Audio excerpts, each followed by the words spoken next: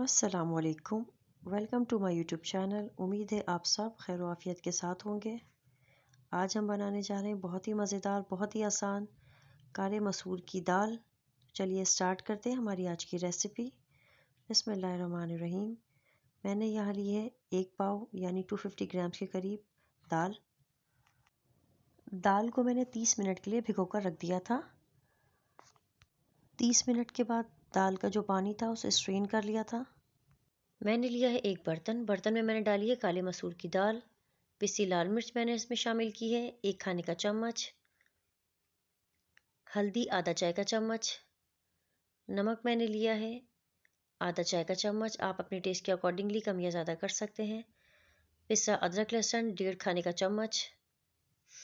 पानी मैंने 1 लीटर लिया है, आप अपने अंदाजे के मुताबिक डाल सकते हैं। जब पानी को उबाल आ जाए तो ढककर दाल के गलने तक उसे पका लीजिए। तकरीबन 30 मिनट में हमारी जो दाल है वो गल चुकी है। अगर आप चाहें तो आप मैशर की मदद से इसे अच्छी तरह से मैश कर सकते हैं। दाल मैंने कर दी है डिश आउट। अब हम इसका भगार तैयार करेंगे। भगार के लिए मैंने लिया है एक फ्राइंग पैन, उस पर मैंने शामिल किया है 2 खाने के चम्मच घी।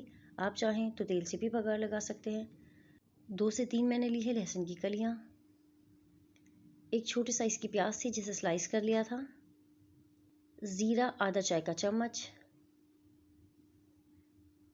हरी मिर्च थी 2 से 3 अदद। लाल मिर्चें थी 5 से 6 अदद। भगार हमारा तैयार हो गया है। दाल पे हमने लगा दिया है भगार। आप काले मसूर की दाल को चपाती या प्लेन राइस के साथ भी सर्व कर सकते हैं।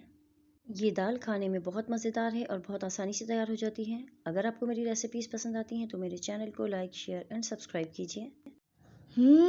Mummy, it's too yummy.